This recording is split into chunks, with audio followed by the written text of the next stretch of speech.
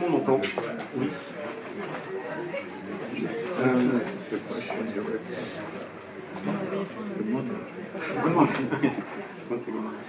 On va commencer la rencontre. Tout le monde m'entend au fond? C'est bon? Ouais. Bon. Tout le monde m'entend. Donc bienvenue à toutes et à tous aux rencontres de la boutique. Beaucoup de nos habitués, donc vous connaissez un peu le principe des rencontres qu'on essaie de tenir de manière hebdomadaire. On fait venir des réalisateurs, des comédiens, des critiques, et puis parfois des chefs décorateurs. Donc toutes les semaines, et puis on profite de la sortie de livres, de DVD pour mettre un travail, une œuvre en avant.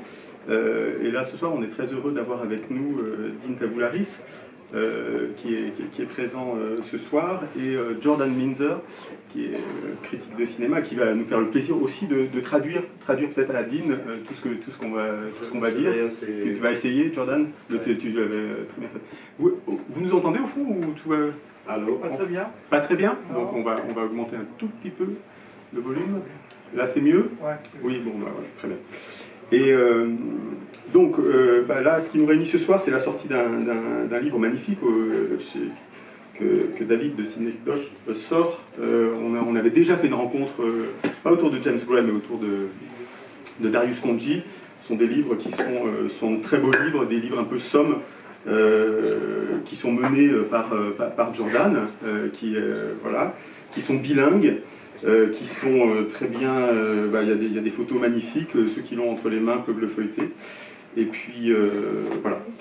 Donc on va essayer d'avoir une discussion d'une bonne demi-heure, et puis après il y aura la dédicace qui se passera du côté de la caisse où Jordan et Dean dédicaceront les ouvrages.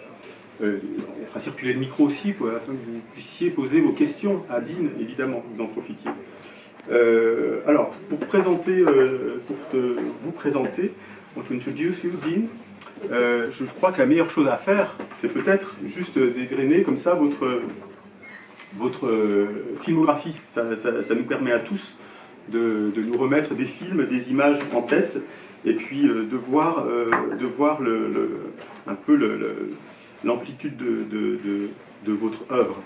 Donc je commence, et je ne suis pas très respectueux, je vais essayer d'être respectueux de la chronologie, mais je ne vais peut-être pas dire tous les films parce qu'il y en a beaucoup.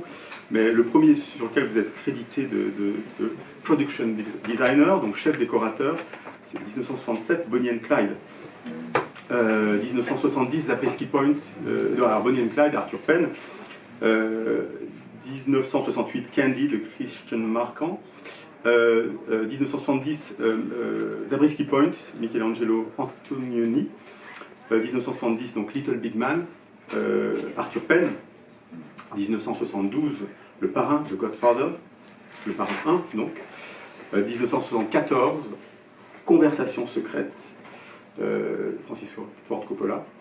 1974, The Godfather Part 2, donc la deuxième partie du Parrain. 1900, alors je fais un petit saut là, mais 1979, Apocalypse Now. 1980, One from the Heart, Coup de cœur de Francis Ford Coppola encore. J'ai pas précisé qu'Apocalypse Now était réalisé par Francis Ford Coppola.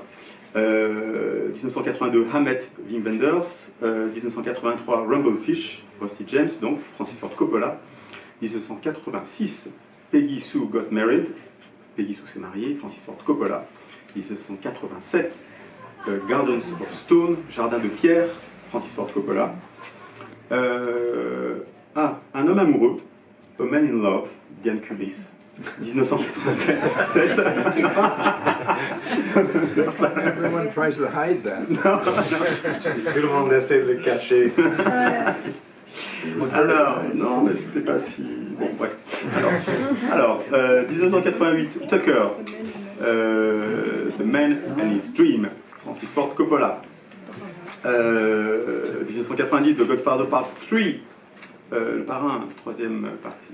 Alors, Final Analysis, chaud pour meurtre de sang-froid de Phil Jarnoux, que j'avais vu, oui, en effet, Richard Gere, Kim Basinger. Ouais. Alors, voilà, il y a beaucoup de choses.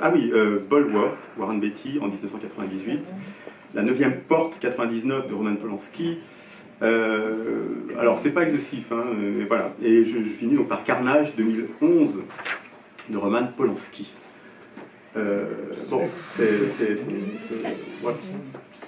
quelque chose quand même. On vient de traverser un demi-siècle. Quand vous entendez toute cette filmographie, when you hear all your filmography, qu'est-ce que ça vous fait? What does it mean to hear all your filmography Yeah. for the last 50 years? I'm impressed. Je suis impressionné. Let's not be ashamed. Faut pas avoir honte de ça. There are a few that, anyway, you're talking about what you did for a long time, whatever you want to call it, life's work. Yeah, I mean, it's too big. It's your whole life, no matter what you do, and to encapsulate the whole package is very difficult. But that wasn't the question, was it? What's Donc, the question? I'm just going to translate and then we'll see. Donc oui, c'est de toute façon quand vous parlez de ça, c'est toute une œuvre, toute une vie. Donc c'est difficile d'encapsuler tout ça comme ça, mais c'est plus grand que ça d'une certaine manière. Mais je suis pas sûr que c'était la question. Je réponds à la question. Vas-y, Ouais, non, mais voilà, juste une question, parce que ce qui est impressionnant dans votre œuvre, c'est que vous avez commencé, ce que je n'ai pas cité, mais vous avez commencé chez les studios Disney. J'ai vu que vous avez travaillé sur 20 milieux sur les mers de Fleischer, donc vous avez connu le Hollywood des studios. Vous avez connu tout cet âge d'or où les producteurs avaient vraiment la main mise sur le film, sur le réalisateur, sur toute l'équipe. Et puis vous avez travaillé avec des figures emblématiques du nouvel Hollywood, ce qu'on a appelé le nouvel Hollywood, et avec une façon de fonctionner complètement différente. Donc votre parcours à ce niveau-là est passionnant. Et moi, juste ma première question, on a dû vous poser 1000 fois, mais production designer, qu'est-ce que ça veut dire? Parce que moi, je l'ai appris aussi en lisant ce livre. Qu'est-ce que c'est production designer? First, you said it's impressive that you've moved from going to the Hollywood studio system to the new Hollywood, and you worked in both. And then he just has a first question, very basic: what is a production designer? Well, I've answered the question. I hope that I answered it the same way each time. There's always that danger of talking over yourself. But as I said it before, I think when you look at a film or when you read a novel, it would be the same thing. I think when you read a novel, you get pictures, at least I do. I get like a movie that comes out of the book. But obviously, when you go to see a film, you see images, and those images generally would be the work or the responsibility to provide those things by the production designer. Could be the table, the tablecloth, the food, the wine. I always add the dog too. Basically, go ahead. Donc j'espère que j'ai répondu chaque fois à cette question, qu'est-ce que c'est un production designer, un chef décorateur, de la même façon chaque fois. Mais pour moi, c'est un peu si vous prenez un livre, un roman, et quand vous lisez un livre, moi quand je lis un livre en tout cas, j'ai des images, je vois tout de suite des images. Donc quand vous voyez un film, il y a des images. Et qui est responsable des images, de ces images? Mais en partie, c'est le chef décorateur, le production designer. Donc tout ce que vous voyez sur l'écran, ça vient aussi de lui. Donc si c'est la table, la serviette sur la table, moi dans mon cas, je suis aussi responsable des chiens dans des films. Tout ça, c'est sous ma responsabilité. There's an interesting page in Jordan's book of a kind of a cartoon that describes the function of an art director or production designer, which is the same thing, basically. And I'm not trying to sell the book, but J'essaie de retrouver le dessin en question. but it goes in. It's a very simple cartoon explanation, but it's very easy and very clear and accurate. Donc en fait il y a un dessin, voilà, une bande dessinée dans le livre, et ça, d'ailleurs ça date des années 30, et qui explique vraiment ce qui est le métier de chef décorateur. À l'époque ça s'appelait art director à Hollywood, aujourd'hui on appelle ça production designer, et ça explique étape par étape ce qui fait vraiment du jour au jour, de manière pratique, le art director. Mais one question. Il faut quand même que vous ayez la même idée ou les mêmes images en tête avec le réalisateur et le directeur de la photographie, j'imagine. Il ne faut pas que vous ayez des images différentes. But doesn't that mean you need to, when you talk about images that you see when you read and when you see a film, don't they have to be the same ones that the director or the cinematographer has in their head as well? No.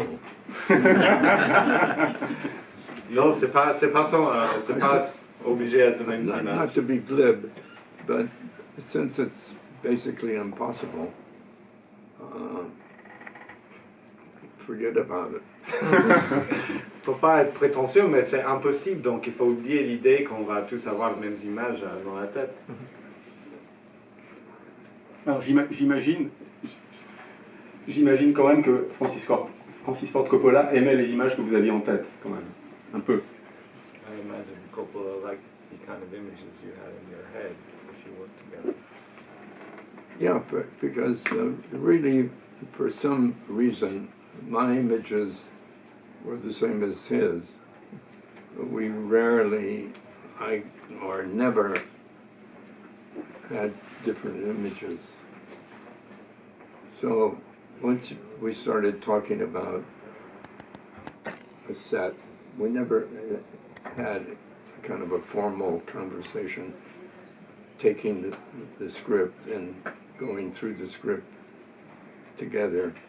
It always came out of hanging around, and usually it was in New York, and we were just driving around New York and going to bars and stuff. What they call hanging out. And that would be a kind of a production meeting.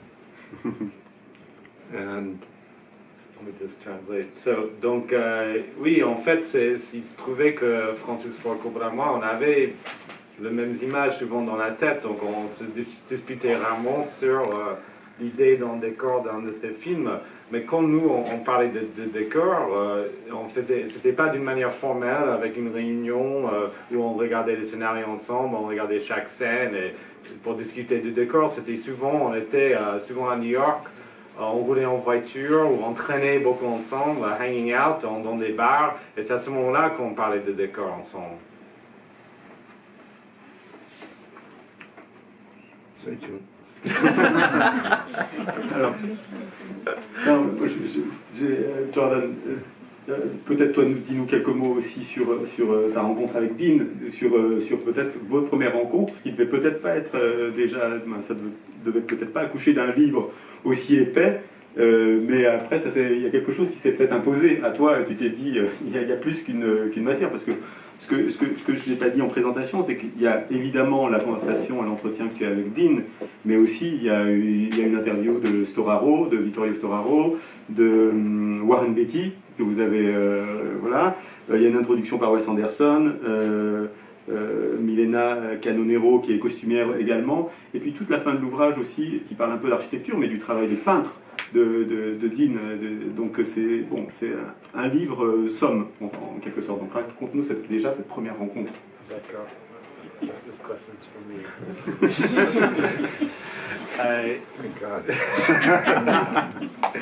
Donc oui, en fait, j'étais allé voir Dean pour faire un article sur lui. J'ai appris qu'il était à Paris, bien évidemment, j'avais entendu parler de lui, de son travail, j'avais vu quasiment tous ses films. Et donc, j'étais voir vraiment juste pour un article assez court pour SoFilm. Et j'étais allé dans son studio qu'il a dans le 17e, où il peint depuis des années. C'est ce qu'il fait maintenant, il consacre sa vie à la peinture. Et en parlant avec lui, assez rapidement, je me suis rendu compte que c'était vraiment le sujet du prochain livre et qu'il fallait absolument faire dans la même façon qu'on avait fait le livre sur Darius Khondji et James Gray, c'est-à-dire parler avec Dean, mais aussi avec ses collaborateurs, donc c'est-à-dire Coppola, Warren Beatty, avec qui il a fait 2 films, et aussi Vittorio Storaro, en fait toute l'équipe visuelle du film, surtout avec Storaro et lui, et puis Milena Canonero. Ils ont vraiment formé une petite équipe, ils ont fait plusieurs films ensemble, et c'était hyper intéressant de voir comment le chef opérateur voit le travail de chef décorateur, comment la costumière travaille avec le décorateur, et puis comment le réalisateur travaille avec le chef déco. Donc l'idée c'était de parler de tout ça, et bien évidemment de suivre la carrière de Dean. Et c'est très rare de trouver quelqu'un qui a commencé sa carrière chez Walt Disney, qui a travaillé avec Walt Disney lui-même, et puis de pouvoir suivre sa carrière jusqu'au dernier film, Carnage, et puis après jusqu'à son œuvre d'artiste aujourd'hui. D'ailleurs, Dean il y a une exposition de ces tableaux à Clermont-Ferrand très bientôt, et puis je crois à Paris aussi en janvier. Voilà. S'il y a des questions déjà, n'hésitez pas, profitez-en. Oui, pas beaucoup de temps. Ouais. J'ai une petite question. J'ai une petite question sur le tournage de Tucker, parce que, d'après ce que j'ai lu, Tucker avait construit très peu de voitures en fait. Et comment s'est passé ce travail sur la reproduction des voitures de Tucker? So about the shoot of Tucker, from what he understands, Tucker built very few cars, so how are you able to get them for the movie? Well, we knew that he built 52 cars, and I think 3 were destroyed through time, but the rest could be tracked down, and that was one of the jobs that the production started right away when it looked like Francis was really going to make this film. They contacted, there were Tucker clubs, they had 2 or 3 cars available. Francis had a car, George Lucas had a car, and there were individuals around the country, quite a few in Miami, that were notified that a film was going to be made, and would they like their car to be in the film. Most people responded with a positive answer. Usually they wanted one stipulation, that whoever drives the car, it should be him, the owner. They wanted to be with their little baby. Donc oui, quand on a commencé Tucker, on savait que Tucker a construit que 52 voitures, et dont 3 avaient été détruites. Donc il restait 49 voitures. Francis Ford Coppola était propriétaire dans Tucker, Torpedo. George Lucas aussi. Pour les autres voitures, on a commencé tout de suite quand on savait qu'on allait faire le film, que Francis voulait faire le film. On a commencé à contacter les clubs d'automobilistes, comment dire, qui avaient des Tucker. Il y avait des clubs un peu partout aux États-Unis, mais surtout en Floride. Et on a contacté le propriétaire des voitures. On leur a demandé s'ils étaient d'accord pour mettre la voiture dans le film, qu'on tourne avec la voiture. Et ils ont souvent dit oui, mais avec une stipulation, c'était que eux, ils seraient le conducteur de voiture, parce que pour eux, c'était leur bébé.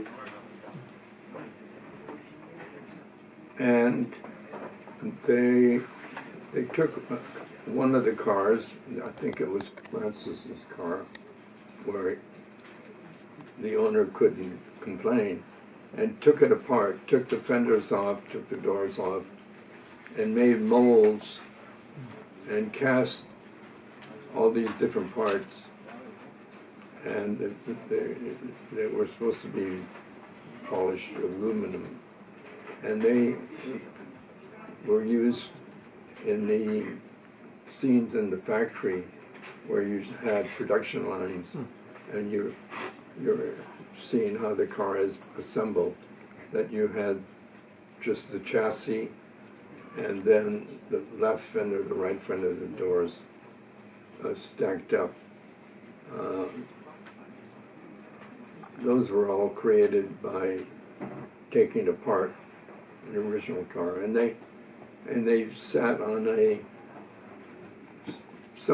most of them were used as separate little parts on assembly line shots, or they were reassembled on a Toyota chassis and actually the parade at the end of the film. It wasn't it was a necessary problem that had to be solved, but the people that were in these car clubs were kind of gung-ho, enthusiastic, and so they cooperated so nicely that these so-called difficult problems were solved very well.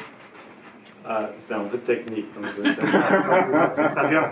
Mais en gros, en fait, pour créer le scène, il y a plusieurs scènes qui se passent dans l'usine de Tucker dans le film, et pour reconstituer cette usine, il fallait démonter une voiture originale. Donc Francis Ford Coppola nous a prêté sa voiture, on a démonté la voiture, et comme ça on pouvait copier toutes les différentes parties de la voiture pour mettre dans l'usine. Et après, pour le mettre, en fait, à la fin du film, il y a une scène où il y a toutes les voitures Tucker qui arrivent à la fin du film. Donc il y a certaines vraies voitures, il y a d'autres voitures qui sont faites en vrai de Toyota, mais qui sont couvertes par des parties Tucker pour ressembler à des Tucker. Et en fait, avec tout ça, on a discuté, on a travaillé avec le propriétaire de voitures, qui généralement était très enthousiaste pour le film, pour ces processus. Donc c'était vraiment pas difficile de le faire. C'est intéressant parce que quand on écoute Dean, on voit, et c'est ce qui est dit dans le travail, c'est que le production designer, c'est vraiment 20% de créativité et 80% aussi de travail très concret, de diriger des équipes, de trouver des solutions, et on le sent tout de suite à travers la façon d'exposer un problème, comment on est dans des choses, encore une fois, très concrètes. Alors moi, il y a une anecdote, parce que le bouquin fourmille d'anecdotes, et une anecdote que j'aime beaucoup, qui est tirée du Parrain, où, je crois, un de vos assistants, Dean, vous demandez il y a une scène je ne me rappelle plus exactement quelle scène, mais une scène de meurtre dans la rue à l'extérieur, et Dean demande à son assistant de lui apporter une tarte aux pommes. Et l'assistant lui dit pourquoi, on est dans un restaurant italien, il faut une tarte aux pommes sur le bar, quoi. Et son assistant lui dit mais on va pas l'avoir cette tarte aux pommes. Il dit ne t'inquiète pas, va chercher une tarte aux pommes. Donc l'assistant vient, elle pose cette tarte aux pommes, la scène est tournée, et l'assistant voit Dean et lui dit mais tu vois bien, on la voit pas cette tarte aux pommes à l'écran. Et il dit mais je sais pas s'il l'a virée d'ailleurs, mais il dit mais tu comprends rien. Même si on la voit pas, c'est important qu'elle soit là. Et ça m'a fait penser vraiment à Visconti dans la scène dans le départ, la scène du bal, où dans les meubles, il devait y avoir des serviettes, des mouchoirs. Comment ? Kubrick aussi faisait ça. Kubrick aussi faisait. Bon, voilà. Alors, il fallait que ça sonne quand même. Exactement. Et je pense que ça, c'est pas de la maniaquerie, mais ça a tout son sens.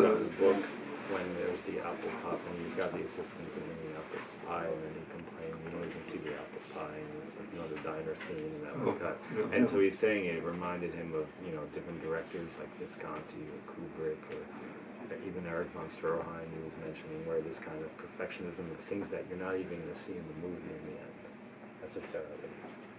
But it's important. It's important. It's a good work habit to be that way. But you want something that maybe everyone else is going to say, well, this is ridiculous. He's too demanding, but no one's going to see it. This will drive you crazy when you hear kind of a subordinate prop man say that you'll never see it. That's not the point. But you're there to make a film, not to put people through an educational system. But it's not my job to be a teacher.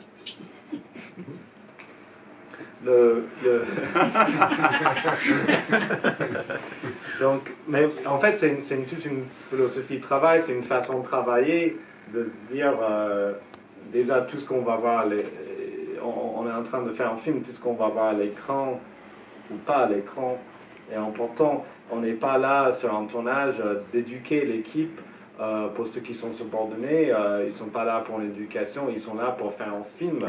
C'est ça qui compte, c'est ça qui est le plus important, c'est le film. Il y a d'autres questions? Oui. I wish we had 5 hours listening to you and asking questions. Is it possible for you to tell us in a few minutes what Apocalypse Now, for instance, meant as an experience for you? Again, I wish we had 5 hours. What was the experience? Just in a few minutes, talk about the experience. What was the experience of Apocalypse Now? What did it mean for you? In a few minutes? Yes, or 5 hours. We have time.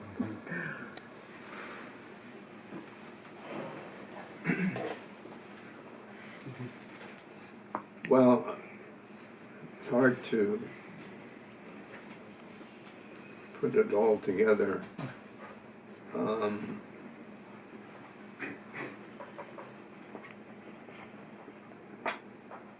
I can't, I'm speechless. C'est difficile de tout rassembler, j'ai pas de mots. It meant something.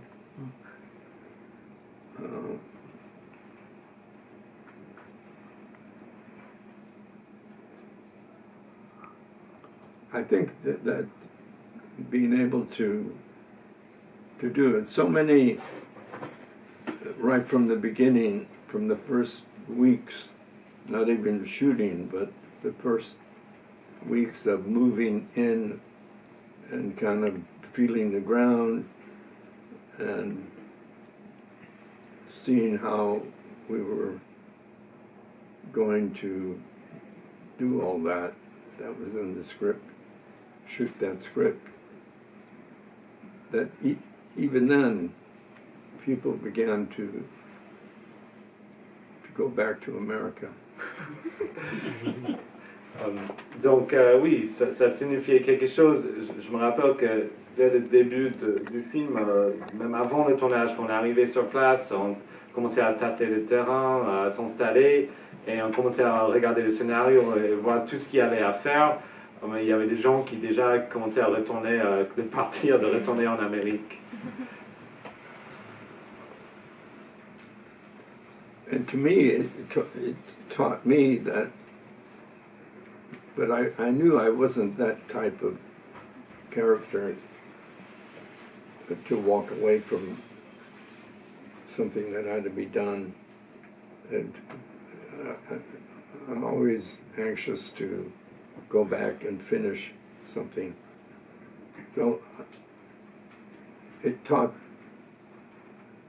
me about myself, that I would stay, and even though I had some respects the worst of all the jobs there, because after the monsoon, everyone had a break because there was nothing to shoot, and they could all go back and wait until the company became reconstituted, more or less.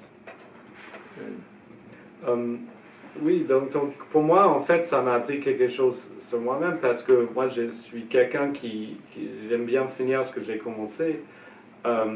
Et donc, sur ce film, surtout, j'étais vraiment testé parce que, d'une certaine manière, j'avais le travail le plus difficile sur le film. Parce que quand les décors, plusieurs décors, grands décors du film ont été détruits par le monsoon, le typhoon dans les Philippines, mais tout le monde est parti.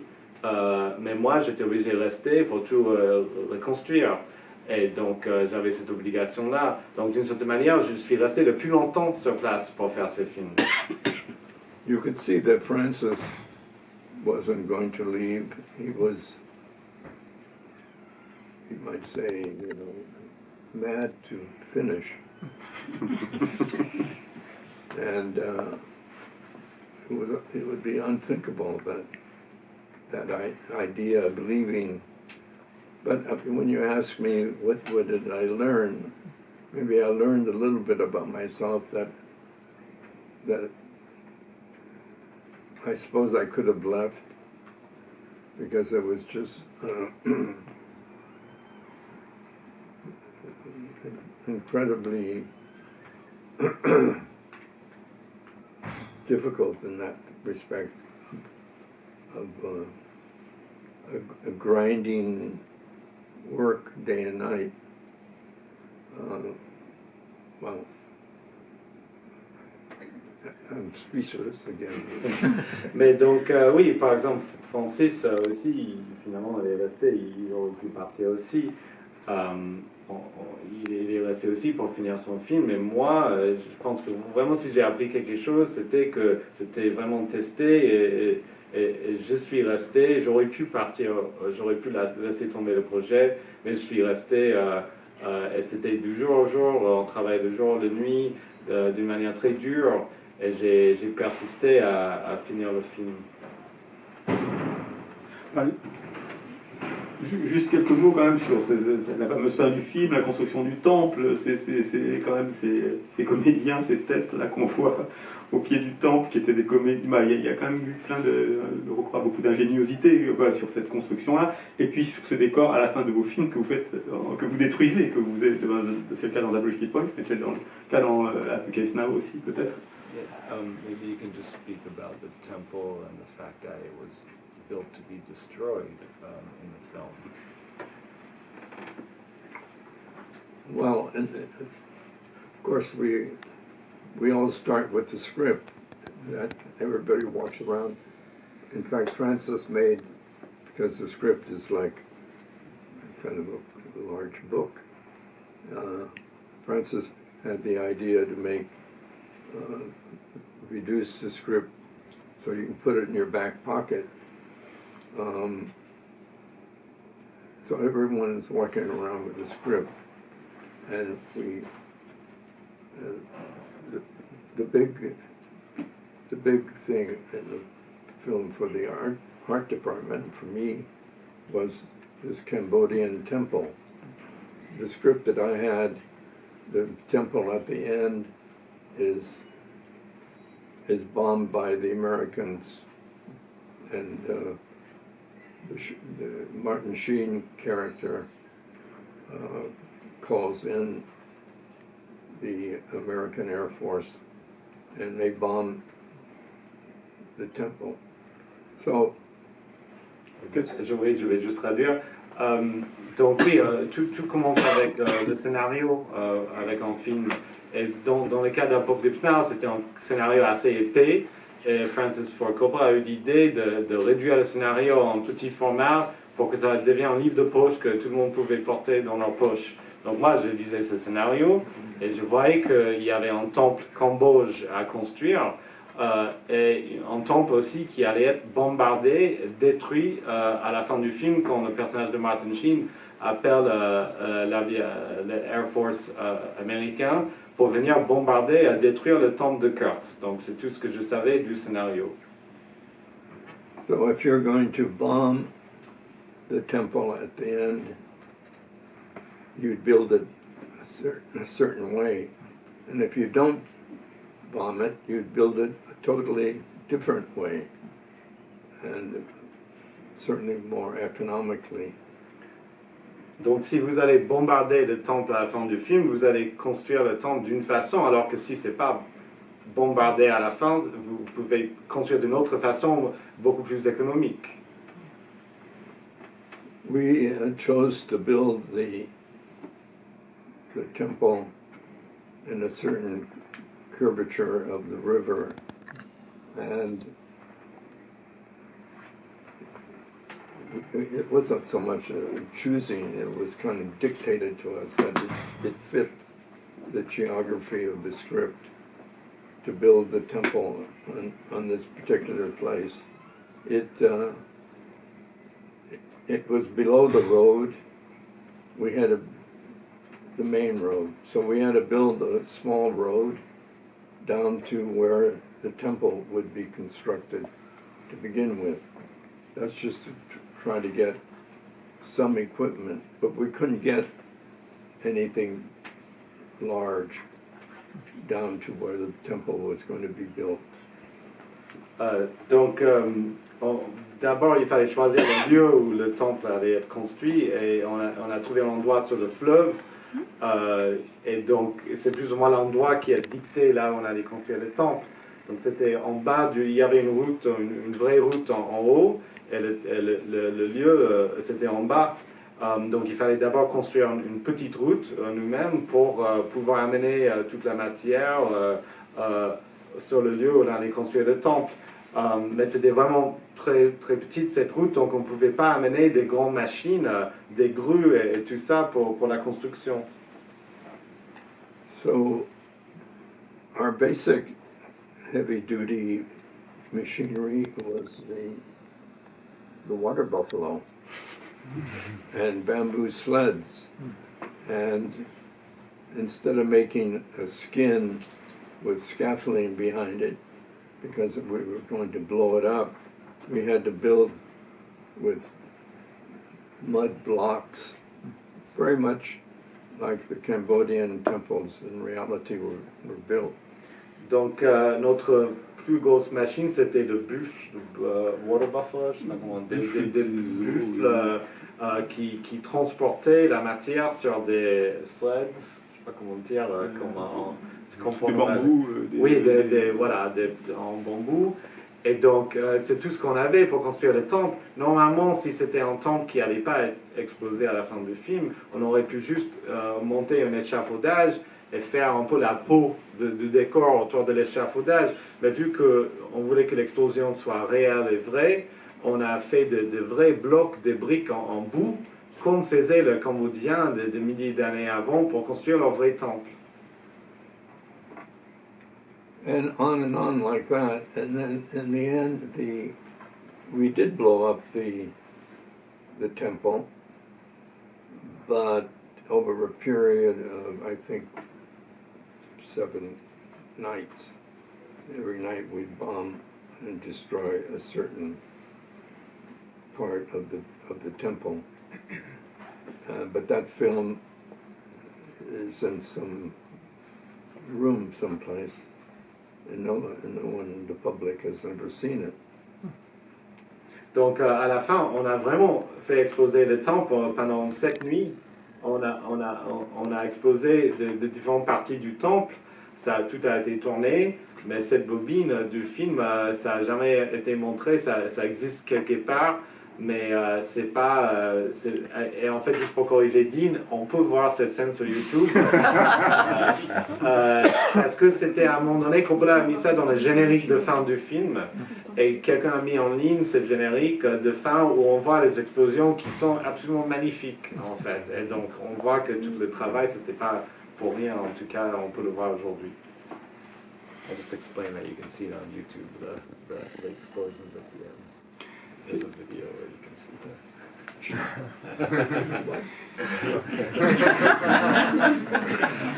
Est-ce qu'il y a des questions? Profitez-en, encore une ou deux questions peut-être.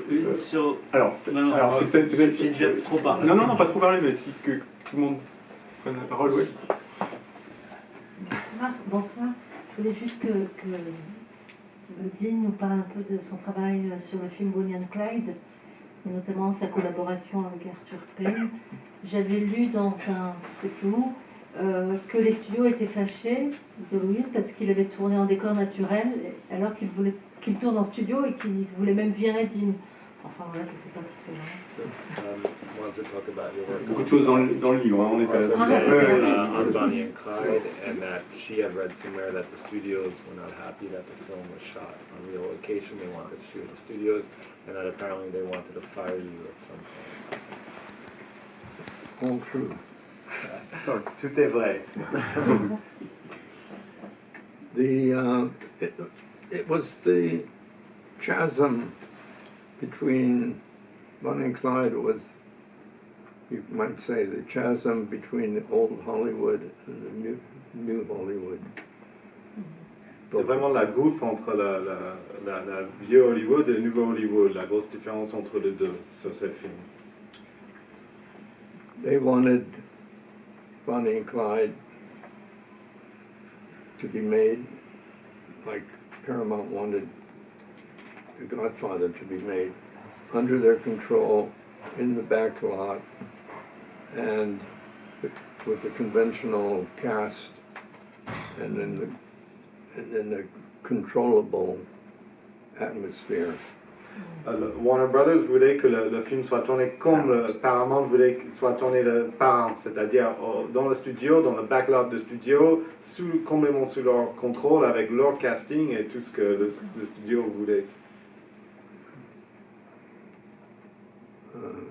My turn?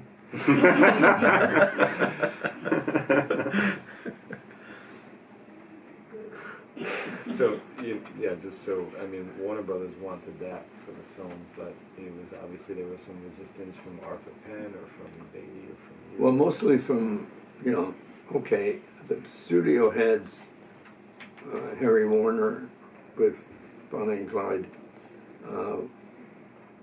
wrote a letter that I just recently, a few months ago, reread, saying backlot will be made in the backlot of the Warner Brothers Studios, that the product signs like Coca-Cola, which I was painting, but I used it the way the research showed me.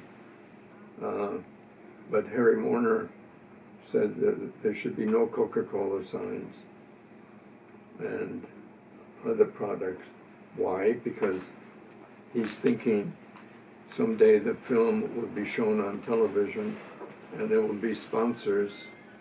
There could be Pepsi-Cola. And then he'd have a big problem.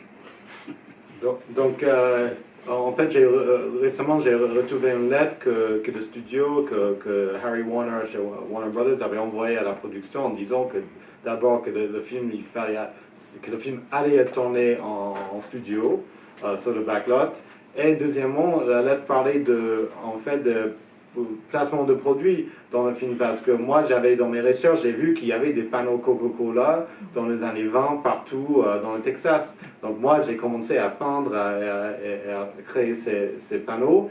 Et Harry Warner a dit non, c'est interdit de mettre ces panneaux dans le film, parce qu'il a pensé si un jour le film allait passer à la télé, il pourrait peut-être faire un sponsor, il y aura une pub de Pepsi Cola, donc le film ne pourrait pas passer. Donc il pensait que à ça, en fait. And this shows you a small example of where Harry Warner is, what he's thinking of when he's talking about Bonnie and Clyde, and what I'm thinking about when I'm thinking about how to make the film a little bit better than somebody else would make it. And he's thinking about some TV exposure next year or the year after that. Donc ça montre vraiment la différence dans la façon dont Harry Warner pensait du film et moi je pensais du film. Moi je voulais juste faire un film un peu mieux que les autres. Alors que Warner il pensait déjà à la diffusion à la télévision plus tard et la pub. And this attitude, I believe, was how they slowly began to lose control of the power of making a film. that the bankers saw that what you needed was the filmmaker. It could be the star, Dennis Hopper. It could be some young, new movie producer. But why did they have to have a studio and a studio head? So that began to erode. There's a reason why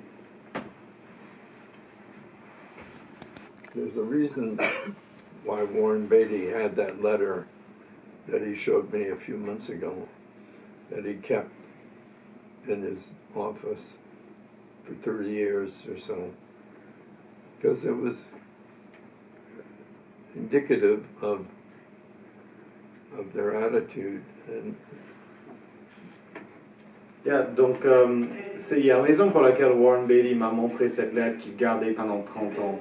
Parce que ça montrait, c'était indicatif de l'attitude de chef de studio à l'époque. Et en fait, le banquier qui finançait le studio commençait à se poser des questions sur le chef de studio, parce qu'il voyait que c'était un peu ringard leur façon de penser le cinéma. Donc c'est là où arrive le nouveau Hollywood, avec des jeunes acteurs, réalisateurs qui vont venir et qui vont travailler directement avec des producteurs, et que le rôle de chef de studio va devenir un peu obsolète en fait à ce moment-là.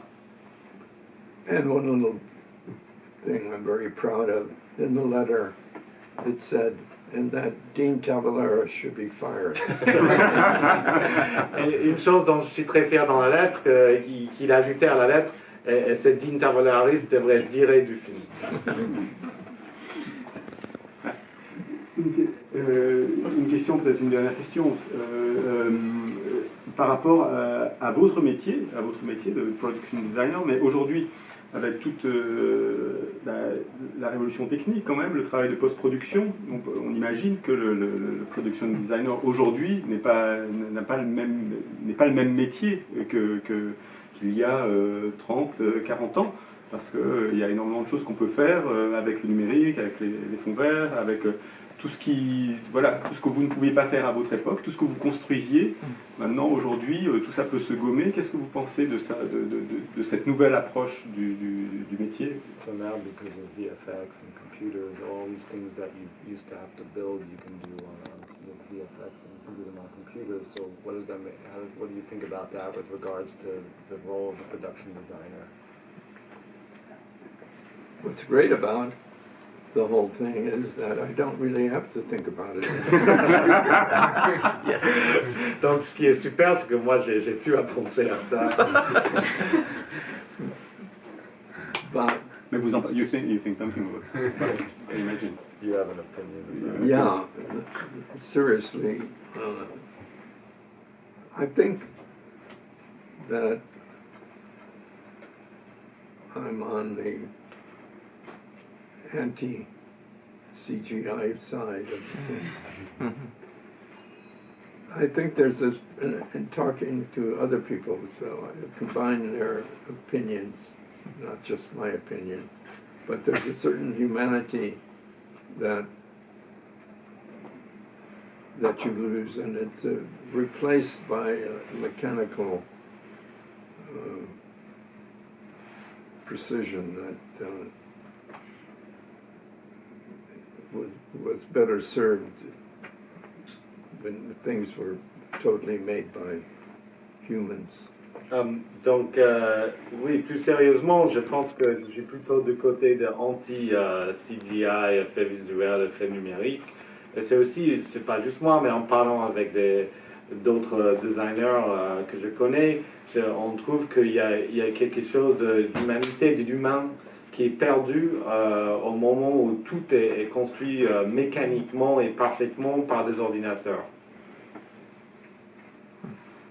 Yeah, badly put, but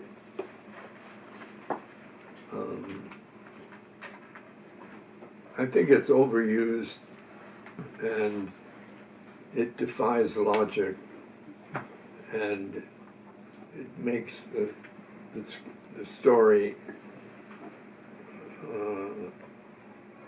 unbelievable because it creates a world where things don't respond the way we're used to them.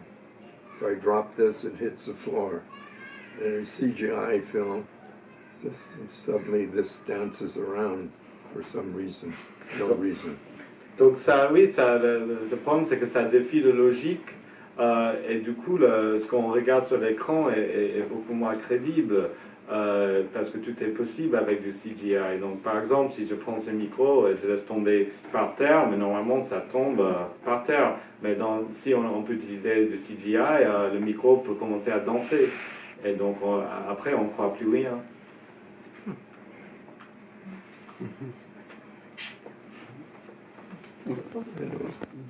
On va peut-être s'arrêter là, à moins qu'il y ait une petite question, mais non, on va s'arrêter là et remercier Dean.